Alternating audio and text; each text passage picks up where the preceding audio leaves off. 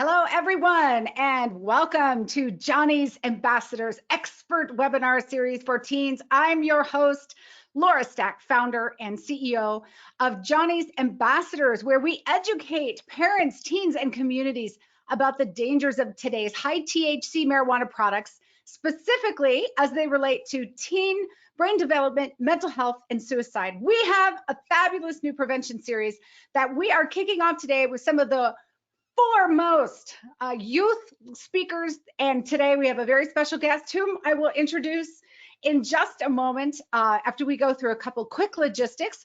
This session is being recorded. I wanted to let you know that we will be taking your questions, and Ed will also be asking you some questions. So be prepared to interact with us, actually, him. Now, the way you're going to do that is you're going to type into the questions box. So in your control panel, if you haven't found your control panel, that looks like a little blue flower in your systems tray. If you click on it, there's a section that says questions. So let's give it a whirl and get you all warmed up and practiced here. So if you would please type in where you're from. All right, give us a shout out where you are, city, state, whatever you want to put in there. So where you're from, and also what grade you're in or what grade you work with, if you're with a coalition or a school, and you are going to use this for a future program, go ahead and type into the question box. And let's see what we have here. All right, so where are you from? And what grade are you in, or what grade do you work with? And let's see what we have. Everybody find the question box? Come on, folks. Let's make sure the question box is working. There we go. Susan Cook, South Hadley Drug and Alcohol Prevention Coalition, Western Massachusetts. Hi, Susan. Welcome. So glad you're here. Birmingham, Iowa, works with grades 7 through 12. Hello, welcome. Courtney, hi Courtney, McLaren, Executive Director of Brandon Prevention Coalition, and welcome. You are from Ortonville, Michigan. Excellent. Okay, our question box is working, so we know you are all awake and ready to go. And I'm so excited to introduce you to my incredible friend. I've known Ed Gerety for literally 20 years, maybe even longer, maybe 25 years. We were trying to figure this out. But he has been speaking all across North America to teens for over 30 years. Yes, this is, I know, he started when he was 12. This is his 30th year of doing this. He has a great message to share with you tonight. We are so excited to have him here. Ed, thank you so much for being one of Johnny's ambassadors. Thank you, Laura. I am so excited to be here and feel privileged to be one of Johnny's ambassadors' friends. Before I get started here tonight, I'd like to share with you an experience that happened to me when I was visiting a small first grade classroom. And I'm not sure how many of us here have recently been in a first grade classroom, but the first thing that I noticed when I walked in were the chairs, because the chairs were down real low, real small, colorful, bright pictures all around the classroom. And I walk in and this first grade teacher goes, "Class, please say hello to our special guest, Mr. Gerety." Well, the next thing you know, 18 of the cutest little first graders you've ever seen all go in unison. "Hello, Mr. Gerety." I asked them, "How are you today, class?" They all went, "Good." I asked them, "Does anybody have any questions?" Boom, as you can imagine, all the hands went up. And I went, "You right there, what's your name?" And this little girl went, "Kelly." "What's your question, Kelly?" "Is it true? How come?" "Well, because yesterday I just forgot." "Oh, that happens to me all the time. I'll come back to you in a little bit. You over there, what's your name?" This little guy stands up and he goes, "Chip." I'm like, "What's your question, Chip?" He goes, "Mr. Gerety, would you like to see what it is that we're doing?" I said, "Sure." Next thing you know, Chip walks over to the windowsill of the classroom. So I get up and follow Chip. 17 other first graders get up and follow me. And what does Chip do? He goes to the windowsill and he reaches up and he pulls down a milk carton that's been cut in half, and he holds it carefully and he goes, "Look, Mr. Gerety, look what we're doing." Center of the milk carton, halfway filled up with dirt, was this little green thing coming out of the center. Now, being the excited person that I am, I looked at Chip and I was like, whoa, what are you doing in there, Chip? All the kids were like, whoa, what's his problem? I asked him, are you growing a big giant tree in there? He goes, no, Mr. Gerety, we're growing a flower. Well, tell me, Chip, how'd you grow that flower? He gets right into my face and he goes, first thing we had to do, Mr. Gerety, is we had to get some good dirt.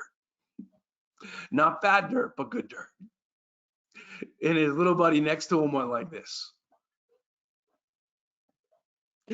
Then what? He said, well, then everybody in the class was given one seed. And the teacher said, we better not eat it because we're not getting another. So I held up that milk card to check out for Chip's name on the bottom of it. Well, you know, to see whose name was on it. But there was no name on it. And so I looked at Chip and I asked him, hey, Chip, is this yours? He said, yes. Well, no. Well, which one is it? I'm not really sure. You're not really sure? You mean to tell me, Chip, that the 17 other milk cartons all along that windowsill, not one of them have a name on it? No, Mr. Gerety. Well, then tell me, Chip, how do you know which one is whose? He looked at me, this little first grader, and he said, well, we don't, Mr. Gerety. We just take care of everyone's. And his little buddy next to him quickly said, and then we get to take them home. All of us, we know the important lessons that were being taught to those students. And those lessons are just as important today, right now, if not more important, as we grow and work together to make positive, healthy choices, as we grow and work together to achieve our goals, to embrace change, to be resilient. And that starts and it continues with our mindset. Because as we all know, we will not be able to control the events and the challenges that happen to us, not just in school, but in life. But we can always choose how to respond to those events and those challenges. And one of the things that will always determine whether or not we respond to those events and those challenges, effectively or not, begins with and continues with our mindset. We can always choose that. There's been amazing work done by a professor at Stanford University. Her name is Carol Dweck. She's a psychologist, and she spent over 15 years doing research on achievement and success. And here's what she found, that basically in school and in life, you can have one of two mindsets. You can have a fixed mindset that says your success and achievement in school and in your activities is based on your innate traits, your gifts and your talents, and that's it. You're good at what you're good at. Or you can make the choice to have a growth mindset that says, yeah, part of your success and achievement in school and in life is based on your innate traits, your gifts and your talents, but a huge part of your success is based on your resiliency, your grit, your determination, your ability to make the choice to get up one more time than when you fall. It's about reminding ourselves that we can always go farther than we think we can. And so the big question I get from middle school students, high school students, from educators across North America is this, and that is, okay, look, I know how important it is to have a growth mindset. I know how important it is to remind myself, to remind my students, my classmates that I can always go farther than I think I can. But what I want to know, though, is how can I keep that growth mindset in the changes and challenges of not just school, but life? One of the first things that we can do every day to be able to do just that, as we grow and work together to make positive choices, to stand up for our greatness and to stand up for the greatness of others, is when we have the choice to do so, to make sure that we surround ourselves with positive people. Because who we hang out with, who we connect with, not just in school, but out of school, not just face-to-face, but also through our social media channels. It plays a huge role, not just in terms of how we feel, it plays a huge role in the choices and the decisions that we make.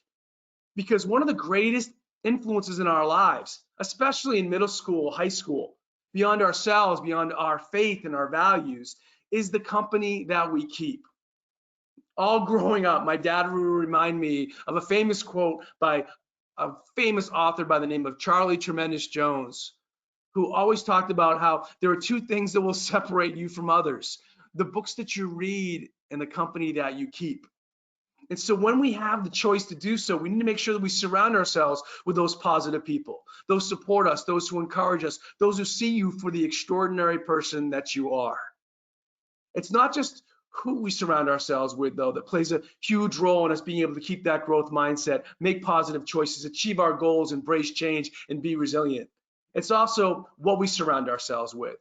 And what I mean by that is this: I'm talking about the quotes, the pictures, the things that inspire you, the things that remind you of where you want to go and of what you can achieve.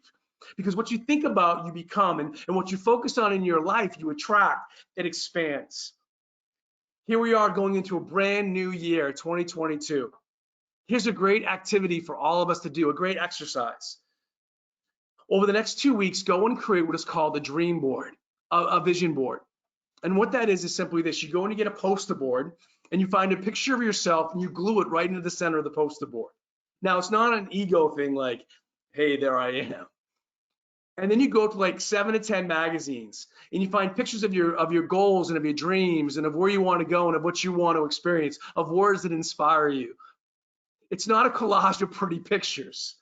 It truly is a dream board, a vision board. My friend Snowden McFall, a great author, she shared this exercise with me 29 years ago, impacted my life forever. Right now, I'm currently working on my 29th dream board. And it's incredibly powerful to look back to see certain goals and dreams on those past dream boards that have now become a reality. Whether it was speaking in all 50 states, running the Boston Marathon 3 times, becoming a published author, finding my soulmate. Is that it? You just put the picture up and it comes true? No, but it keeps you focused and it reminds you of why you're not playing small, but playing big. I have the real strong belief that if you show me somebody that's really up to a big game, you show me somebody that really has some big goals and big dreams and really excited about their future, I'm going to show you somebody that the majority of the time is going to make positive, healthy choices. And then when they make mistakes, to be able to bounce back from them quicker and faster. And by the way, do you know what knows the power of these dream boards, of these vision boards? Do you know that baseball icon Derek Jeter of the New York Yankees, from the time he was in the 8th grade, he had a picture of Yankee Stadium in his bedroom at home. Alex Morgan, the professional soccer player, she talks about how when she was growing up, she had pictures of the World Cup all around her bedroom. Giannis of the Milwaukee Bucks, who grew up in Greece and a challenging childhood, talks about he had pictures of the players that he dreamed of one day being like in the NBA, which today he now has surpassed. Serena Williams, one of the greatest tennis players in the world, talks about how she had pictures of the championship she dreamed of one day winning, which today she now has done. Even Beyonce, who's slated at the VMA Awards. At least that's what it said on Twitter. Slade's not really in my vocabulary. Can you see my wife texting me? Hey, honey, how was Johnny's Ambassadors? Great, honey. I slayed it. But in Rolling Stone magazine, Beyonce talks about how when she was in her 20s, she had pictures of the artist she dreamed of one day sharing the stage with, which today she now has done. And those examples go on and on and on. It's about who we surround ourselves with and what we surround ourselves with that play a huge role in us being able to continue to embrace change and be resilient and make positive choices. Another big area that also plays a huge role in us being able to do that is the power of music.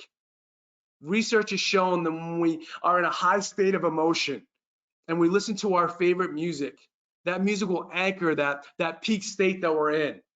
And when we're going through a challenging time and we listen to our favorite music, that exact music can help us bounce back from those challenging times and help bring us back up into that peak state. You know, one of my favorite authors is a woman by the name of Brene Brown, and in one of the books she talks about how she uses the power of music to help her stay positive and stay resilient, keep that growth mindset.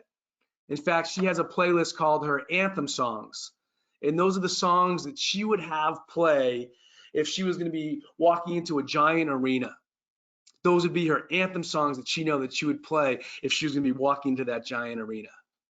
So let's have a little fun here tonight. I'd love for you to jump into the question box. And even though it's not a question, I'd like you to provide the answer to this. If you were going to walk into a giant arena, a giant stadium, and you could have any song or a couple songs playing as you walked into that giant arena, what would be that song? And so I'd love you to jump onto the question box right now and to share what would some of those songs be.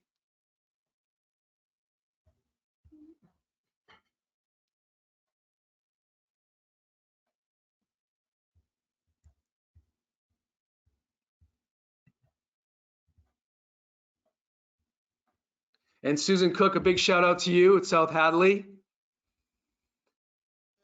Chris, nice to see you on here. Courtney, nice to see you. Love that. Susan Cook, thank you. Bruce Springsteen, Born to Run. Love that.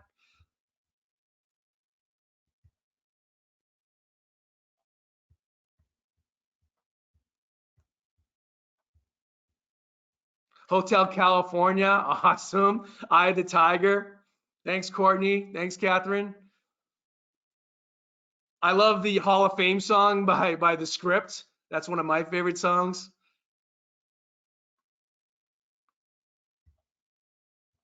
Love that song, Roar by Katy Perry. Awesome. And I know that Laura's going to take some of these songs and she's actually going to add them onto the Spotify playlist right now that we currently have for Johnny's Ambassadors. So these are great.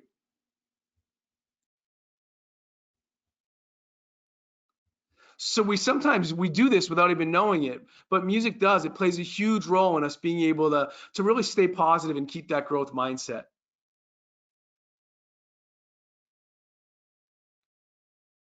So it's who we surround ourselves with. It's what we surround ourselves with. It's about dreaming big, but then it's also about taking those big dreams and really turning them into real clear, specific, measurable goals. Because we can dream big all day long, but unless we truly take the time to really get clear and specific on those big dreams and turn them into measurable goals, and it's just a hopeful idea, it's a wishful thought. Here's an awesome exercise to help you do just that. Let's say you have a goal and your goal is this: I want to be a nurse. Okay, great. So you want to be a nurse. How are we going to get more clear and more specific on that goal statement than just I want to be a nurse? So the question you could ask yourself, if you could be a nurse anywhere in the country, anywhere in the world, where would you love to be a nurse? So let's say the person is like, I'm from New Hampshire. One of the largest hospitals near New Hampshire is in Massachusetts, Mass General Hospital. So let's use that as the big hospital that that person would want to be a nurse at. So I'd say, okay, where would you want to be a nurse? At Mass General Hospital in Boston, Massachusetts. Awesome, add that to your goal. I want to be a nurse at Mass General Hospital in Boston, Massachusetts. Great. How are we going to get more clear, more specific? I want to be a nurse at Mass General Hospital by the age of 25. Excellent. How do we get more clear, more specific? What kind of nurse are we talking about? I want to be a pediatric nurse at Mass General Hospital by the age of 24. Do you see how much more powerful and how much more clear that is? But there's one word, and it's a 4-letter word, and we all have a tendency to use it. And what is it that we need to get rid of? And that is want. It's not I want, it's I will. And so now watch this shift from just what's your big dream? I want to be a nurse, to taking that big dream and turning it into a clear, specific, measurable goal. So we go from I want to be a nurse to I will be an amazing pediatric nurse at Mass General Hospital in Boston, Massachusetts by the age of 24, making a difference and saving lives. Do you see the clarity in that? Do you see the power in that?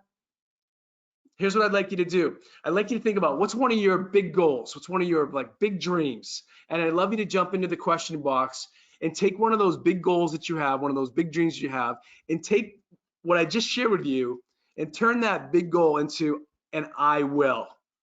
And let's see what we come up with here.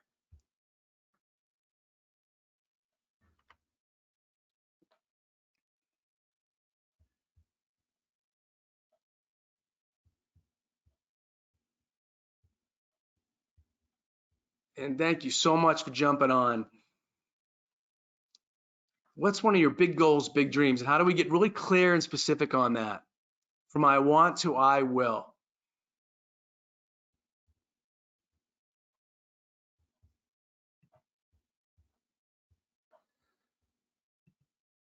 Love this, Chris.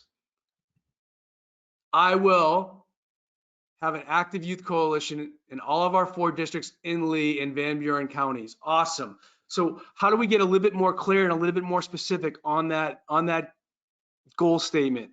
And I would suggest, so by when will you have all active youth coalitions in all 4 districts? Are we talking by the end of 2022? Are we talking about before November, October, by the end of the summer? And that'll give you even more clarity on that. Awesome. Thank you, Chris.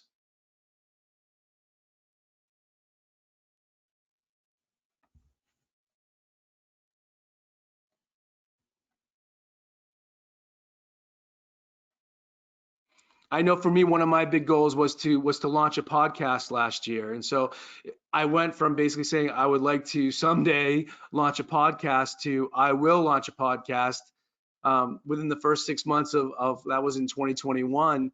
And then it became even more clear, more specific, is I will launch a podcast for parents, helping them navigate the teen years within the first 4 months of 2021.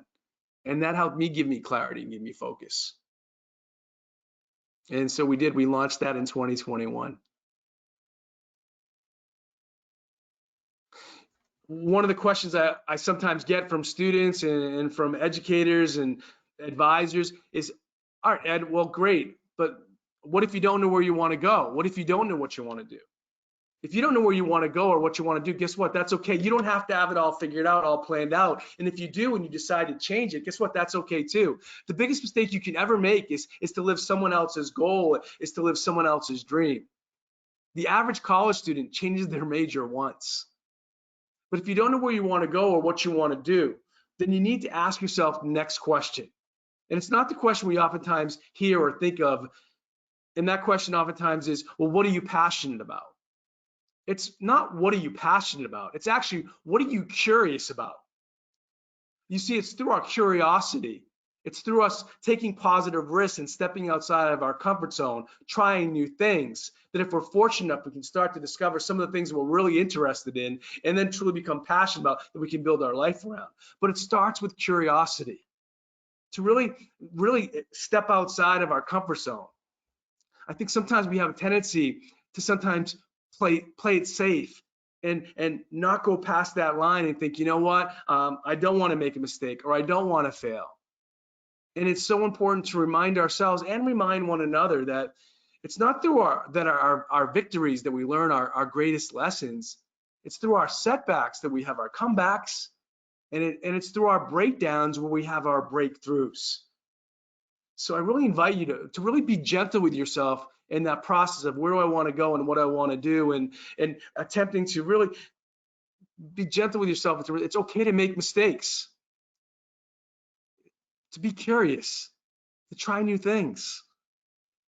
You know, I have the privilege not only to speak at middle schools and high schools, but also at colleges and universities. And one of the universities I speak at every year as part of their first year orientation program is Fordham University in Lincoln Center in New York City. And at this year's orientation, one of the senior orientation leaders walked up to me and he said, "Hey, you're Ed Gerety." I said, "Yeah." He goes, "You spoke at my first year orientation when I was a freshman here." I go, "That's so cool. You remember that?" He goes, "Yeah, you actually brought me up on stage. You actually had me do this exercise going from I want to I will." I go, "You remember that?" He goes, "Yeah." I go, "What was your goal?" He goes, "My goal was I will be an Oscar award-winning director by the age of 35.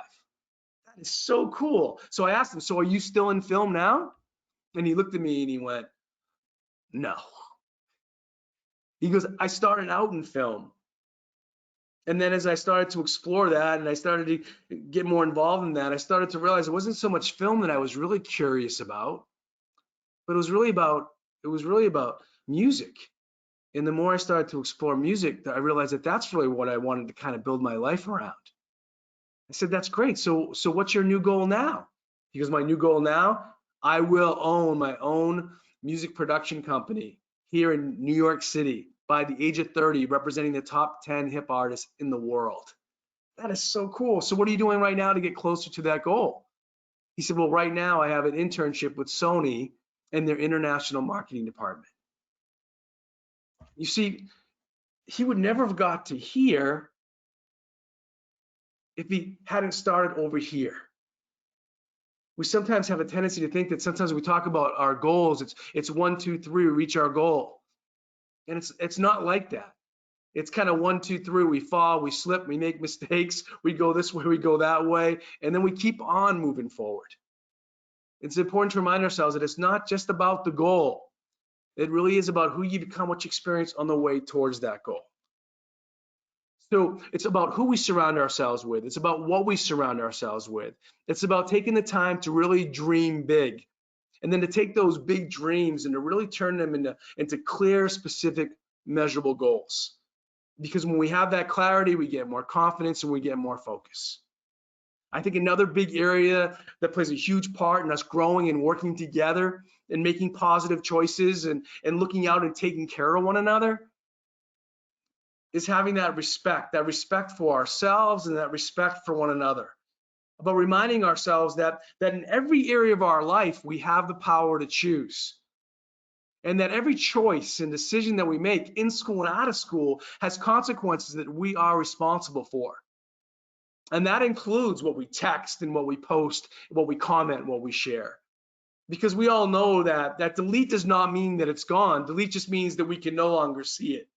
And in the world that we live in today, right now, it's not just how we represent ourselves to our friends and our peers, it's how we represent ourselves to the entire world through our social media. It's also the choices and decisions that we make in terms of, how we treat one another, how we resolve a conflict, the relationships that we get involved in, what we do socially. I had a student come up at the end of one of my programs, and she said, Mr. Gerety, said, I so wish that my boyfriend had been in your program today. And I looked at her and I said, where's your boyfriend? Is he sick? Does he go to another school? She looked at me and she said, no, he's dead. He died last fall. I said, I'm sorry. I asked, well, how did he die? She said, well, you see, there was this big party, the kind of party that everybody knows about, that everybody talks about, snaps about. I said, yeah. She said, well, this was that kind of party, but it was okay. Well, what do you mean it was okay? Well, everybody was being responsible. Oh, yeah, see, nobody was drinking and driving. In fact, everybody made the deal that they're just going to show up at this house and they're going to spend the night. Even a couple parents knew about it, Ed. Well, I didn't drink, she told me, and around 11:30 that night, I said goodbye to my boyfriend and my friends, and I walked home. And so I'm told, my boyfriend and his friends, they stayed up. And they played the drinking games, and did the toast, the cheers, and around 2:30 that morning, my boyfriend became very, very sick. But being the good friends they were, they were with him as he got sick, because they're his friends. And when he was done, they cleaned him up, they gave him a fresh t-shirt, and they gave him the biggest bed in the house to let him sleep it off, laughing as they shut the door about how drunk their good friend had got. She looked at me and she said, Mr. Gerety, he never woke up because he died of alcohol poisoning. She asked, could you do me a favor? She said, could you please share this story so that maybe somebody else's friend or classmate or teammate won't have what happened to him happen to them? There are certain consequences that come with certain choices, whether it is the dangers of marijuana, the dangers of alcohol, other drugs that have consequences that don't just last a week, a month, or a year, but last forever. As John Alston once said, we have the freedom to choose, but we do not have the freedom of consequence. I love the quote by Frank Outlaw. Frank Outlaw said, watch your thoughts. Your thoughts become your words. Watch your words become your actions. Watch your actions become your habits. Watch your habits become your character. Watch your character becomes your destiny. Is that easy? You know what, being a teenager today is not easy. We have two here at home. Being a teenager today with character and with integrity and the courage to do the right thing is even more challenging.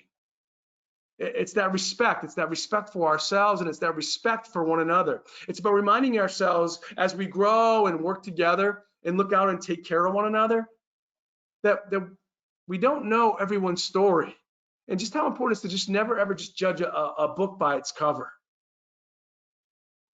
I can remember having lunch with a group of students in their cafeteria, and we were hanging out in this cafeteria, and we were just talking about the same things that you and I most likely would be talking about: music, our favorite TV shows, movies, where I'm from, my dog Gracie.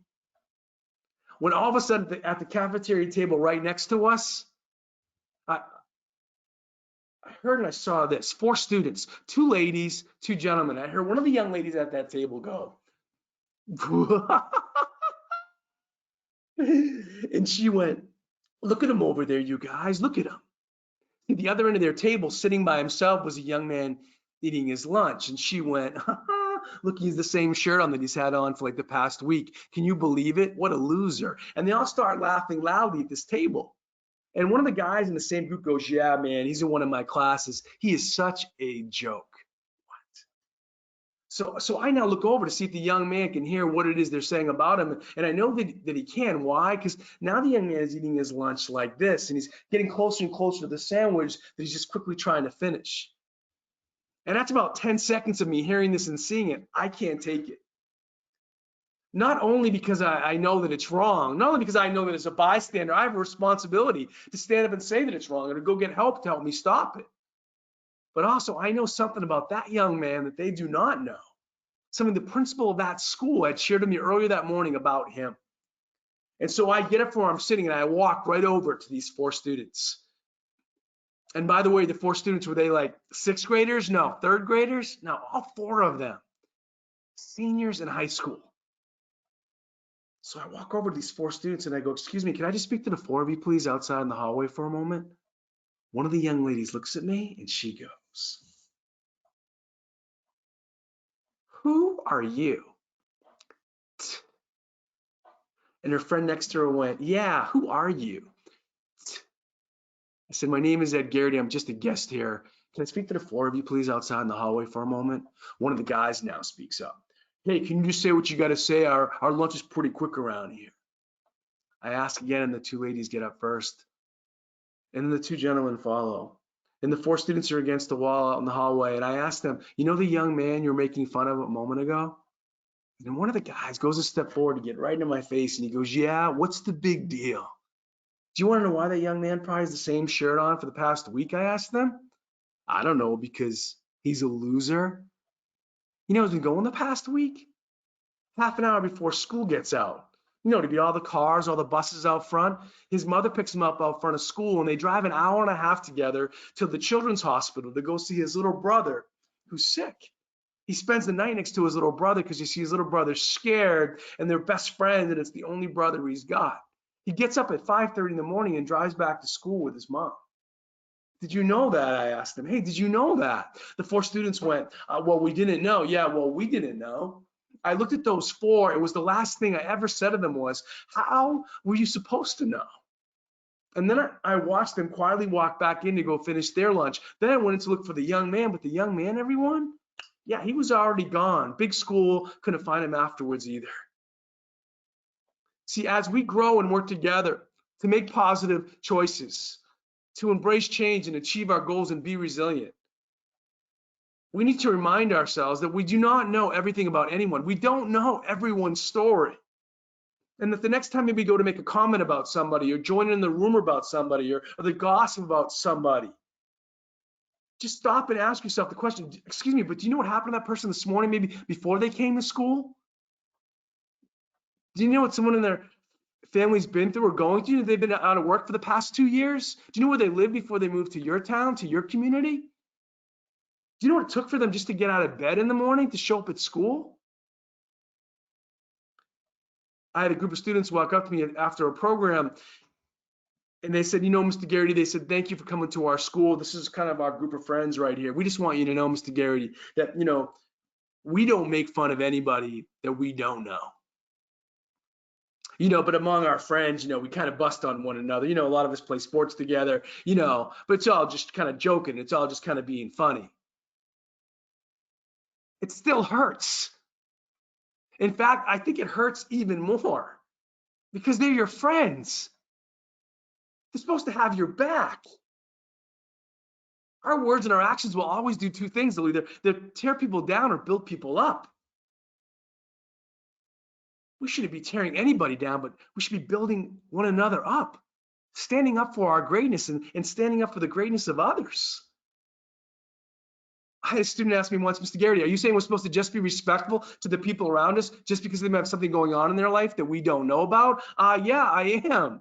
I'm also saying, though, we are to be respectful and compassionate of one another just because. Just because we are all unique and different, and we all have a different story to share. And we must celebrate what makes us different. Embrace what we have in common.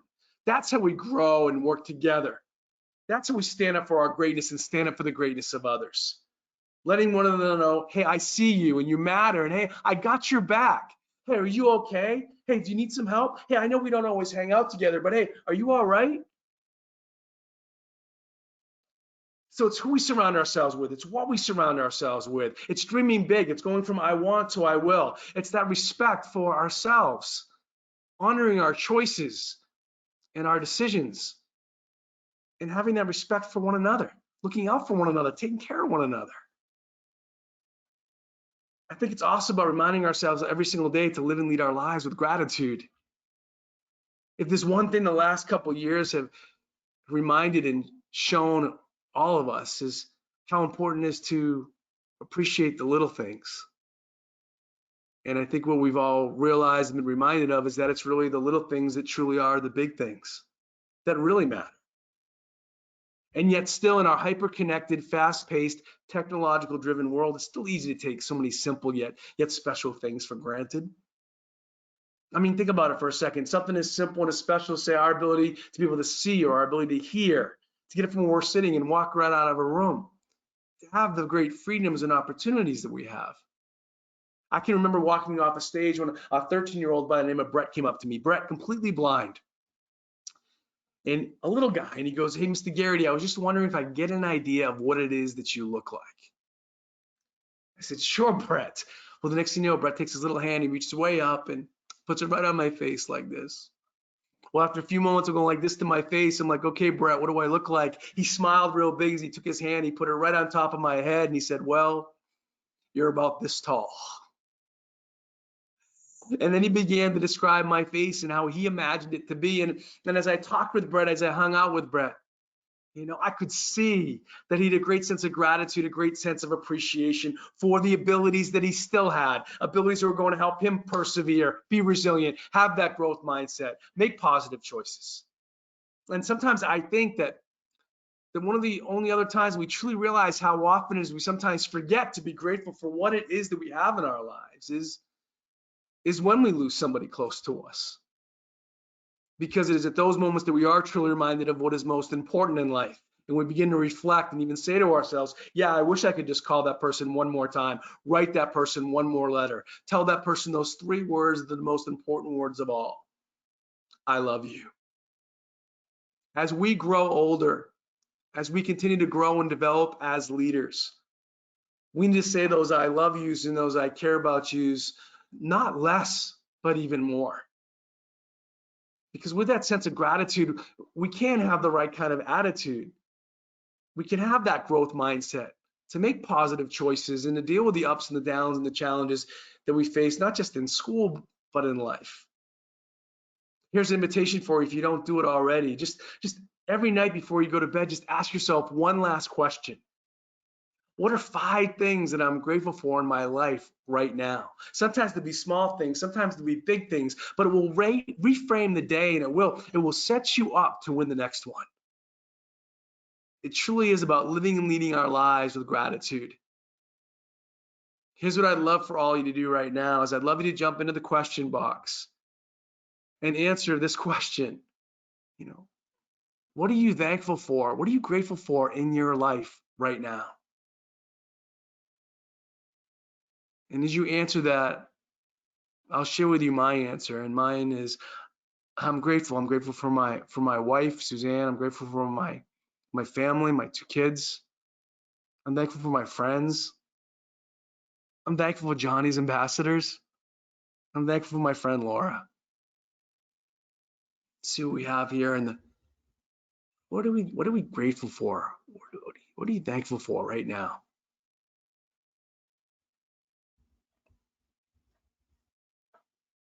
My husband, I love that. Patricia, my sobriety. For my husband, awesome, love that. My family's health. Johnny, way to go, Carrie. Yes.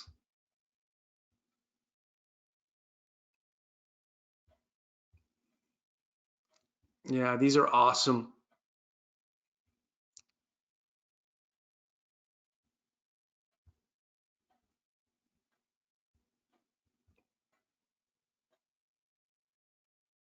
what's so inspiring when you read and you see what people are grateful for, you notice right away that the, the things that people are grateful for in their life really aren't things. It's really about people, and it's about connection, and it's about community. And at the end of the day, that's what really matters. As Maya Angelou, the great poet, wrote, people forget what you said, they'll forget what you did, but they'll always remember how you made them feel. I believe we have an opportunity every day to be able to reach out and express our gratitude to those around us. We have an opportunity every day to take the time to say, what am I thankful for? What am I grateful for in my life right now?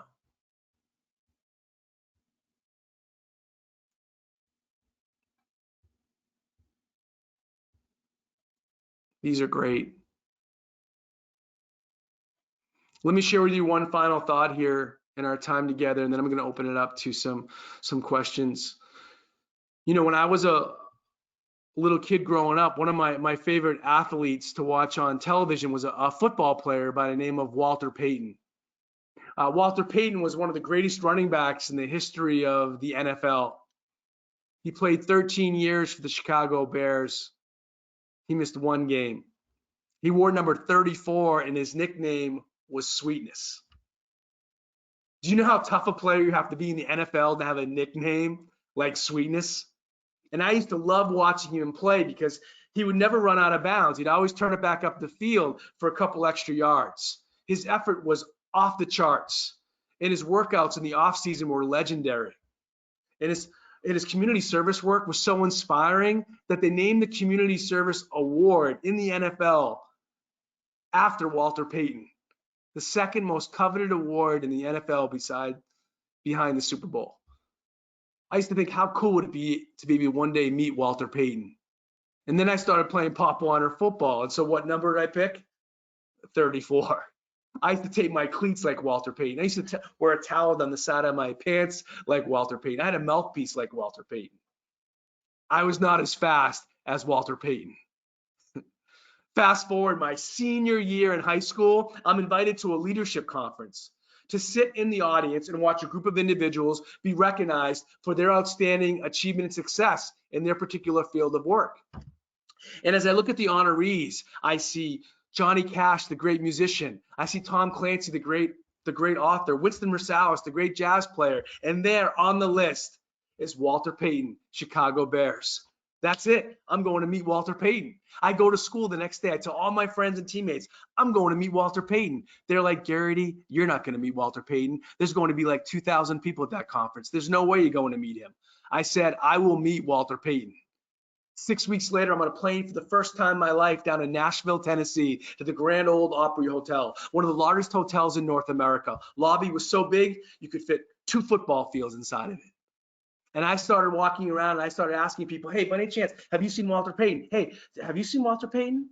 One person looked at me and said, I haven't seen Walter Payton, but you know who I just saw? Who? Herschel Walker. I go, Herschel Walker, Heisman Trophy winner, University of Georgia, football player, played for the Dallas Cowboys. How cool is that?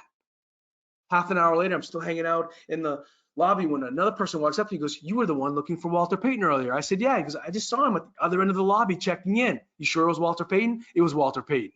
So I go all the way across the other end of the lobby. I get to the front desk. Excuse me, could you tell me, has Walter Payton checked in? I'm sorry, sir, I can't tell you. So I go all the way across the other end of the lobby and I get behind a big plant. And I pick up the hotel lobby phone. Do any of you know what Herschel Walker sounds like? Neither the person at the front desk. Front desk, may I help you? Hi, this is Herschel Walker. My friend Walter Payton just checked in a few moments ago, and I was just wondering if you could connect me to his room so I can meet up with him before the big banquet tonight, please.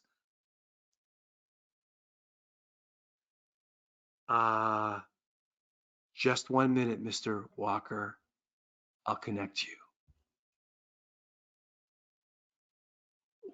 Walter had a high voice. Hello? Hi, Mr. Payton. Yes. Hi, Mr. Payton. My name is Ed Gerety. I'm from Merrimack, New Hampshire. I'm here at this Leadership Conference Awards Banquet. Mr. Payton, I'm a huge fan of yours. Mr. Payton, you and I just have so much in common. I'm retiring from my high school football career. You're retiring from the NFL. We just won a state championship in football this year. You won a Super Bowl. I was captain of my team. You were captain of your team. I was MVP of the week. You were MVP of the season. Mr. Payton, I'm just a huge fan of yours. I just do anything if I could just meet you privately one-on-one. Where are you now? I'm in the lobby behind a big plant. Can you meet me now? Yeah. Okay, I'm in room 2310. Thanks so much, Mr. Payton. I hang up the phone. I grab my bag, has my camera, football cards. And 10 minutes later, I'm knocking on 2310. And there opens the door, Walter Payton. Jacked. And he has the kangaroo logo on his shirt, and he goes, Ed, I'm like, Mr. Payton. He goes, come on in. I walk into the room, and across the room is his wife, Connie. And he goes, hey, honey, this is the young man who just called a moment ago. She went, oh, hi, Ed. And before I could say anything to Mr. Payton, he goes, congratulations. Congratulations for what? He goes, didn't you say on the phone that you won the state championship in football this year? I said, oh, yeah. And he looked down at my hand, and I had my championship ring on, and he goes, can I see it? So I was a little embarrassed as I took off this giant silver aluminum ring covered in blue glass, and I handed it to him, and he looked at it and he smiled. And then I asked, can I see yours? And he takes off this giant Super Bowl covered in diamonds and gold, and I'm like, wow, this is so cool. I go, Mr. Payton, I still can't believe you didn't get a touchdown in that Super Bowl that you played in. And he looked at me and he smiled and he said, Ed, always remember it's not about touchdowns, it's about championships. And before I knew it, he was asking me about my family, my friends, my goals, my dreams. And then he said, hey, Connie, can we get that picture? The next thing you know, I have my arm around Walter Payton, his arm around mine. We take the picture, he signs the remaining cards, and I'm like, thank you so much, Mr. Payton. He goes, no, thank you, Ed, for being such a big fan, for all your support. And as I go to walk out of the room, he goes, hey, Ed, one more thing. And I turn around and I watched as he walked over to his desk and he picked up his wallet. And he pulled out a blue business card and he said, here, I want you to have this. He goes, these are my private numbers. Here's my contact information. If you ever need anything, you let me know. Thanks, Mr. Payton. So I walked out of there and I wasn't sure if what had happened had just happened. But in my home, in my office, are those signed football cards and that picture of Walter Payton. And at the center is that blue business card. In fact, let me just show you. I took a picture of it so you can kind of see it. So there's the picture of Walter Payton and I right there at the bottom. You can tell I look a little bit different back then. And then there's the card. There's this card and it has the numbers all over it. Yeah.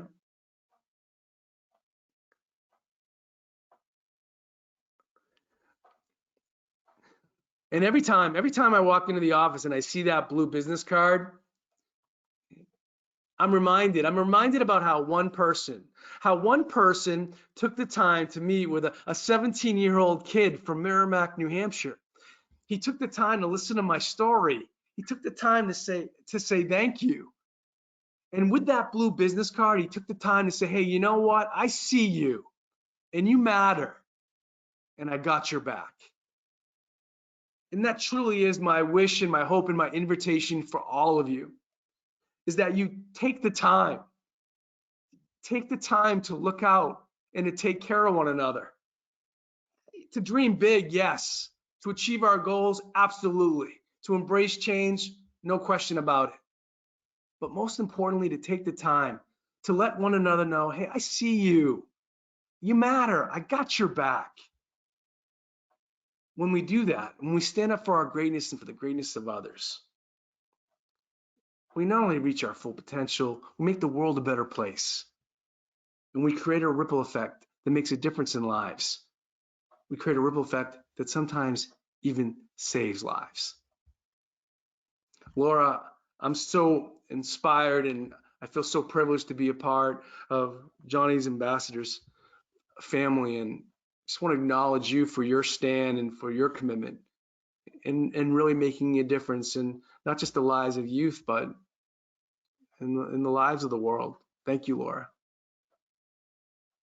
Thank you for being here, for being my friend, for having my back, and really doing this to serve our teens and to Yeah, really help them know that that they matter, and this is so important. And you're doing just a great service for not only me and for our teens, but for our community, and really spreading this message. So I'm so grateful for you. thank Thank you, you Laura. Thank for you your so time. much.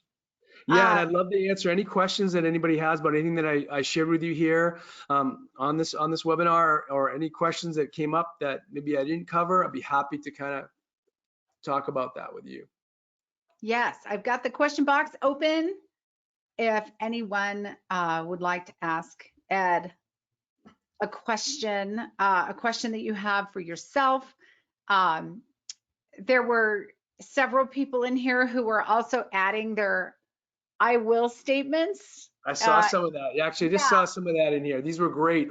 I I love loved the it. which one was the one about the here it is. I will become a what's the Catherine, I will become a crime investigator for the New York State Police by the age of 30. That's awesome. Yeah, I Courtney, love love this. this commitment. I will reduce vaping by 50% in my school district within 2 years. See, love that. See the clarity in that? Yeah. Awesome job. And Catherine says, I will become a welder in the US military by age 27. That's so awesome. And I know that, and here's the thing, I know you can't always choose specifically where you're going to be based in the military, but why not put it out there? Why not put it out there that if you could be a welder for the US military anywhere in the country, like anywhere in the world, where would you love to be a welder? And why not create that? Because who knows, Yeah. maybe nobody else will make a decision, and then someone might ask you, well, hey, no one else really cares where they want to go, so where do you want to go? And you're like, hello, I'm ready. This is where I Here want we to are. go.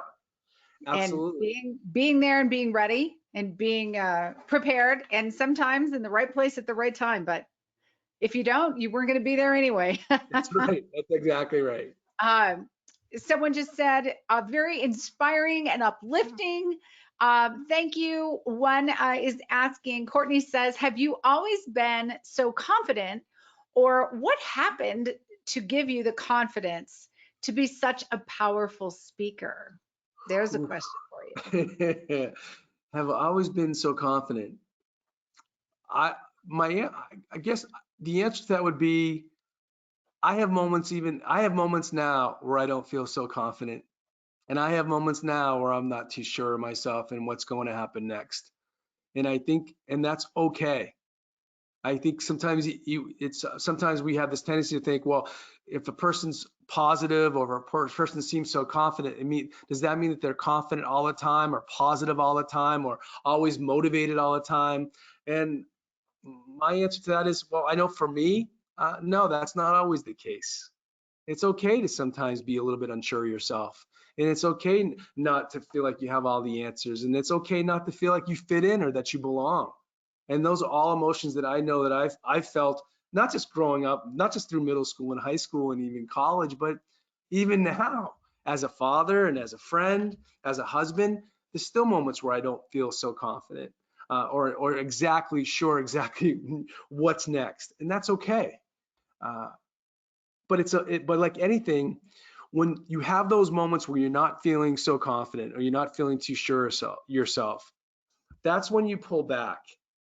And that's when you reach out to those positive people in your life. And you're honest with them and say, I'm not feeling too good right now. I'm feeling a little bit uncertain, or I'm not sure if I can really achieve this goal or do that. And that's where your circle of friends becomes so important, because they can say, hey, you know what? It's okay. And I know you're a little bit scared, or you're a little bit nervous, or maybe you don't feel so confident right now, but I know that you can do this. And you know what? I got your back. I'm going to support you on that. I think one of the ways that we can develop that confidence is we surround ourselves with those people in our life that support us and encourage us, just like Yeah. you did for me before we started this tonight, Laura. You and I, or today with this session, you're like, Ed, you got this. Go. Thank you so much. You gave me that confidence. So the answer: have you always been so confident? No. And that's something that always kind of ebbs and flows. It's kind of like someone asking you the question, are you always happy or are you always positive? We all have challenging times that we go through. I think that's Yeah. part of being a human being. Well, I knew you'd slay it. I knew you were going to be amazing.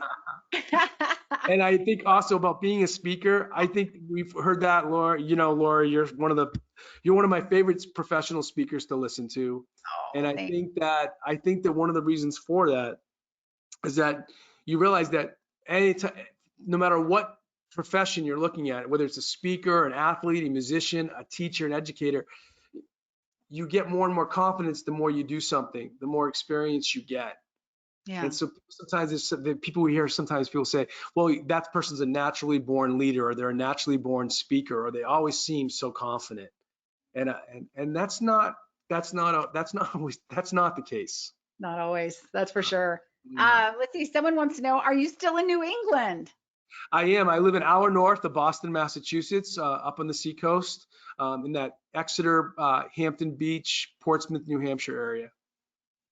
Okay. How old were you when you first began speaking, and why did you choose to get into it?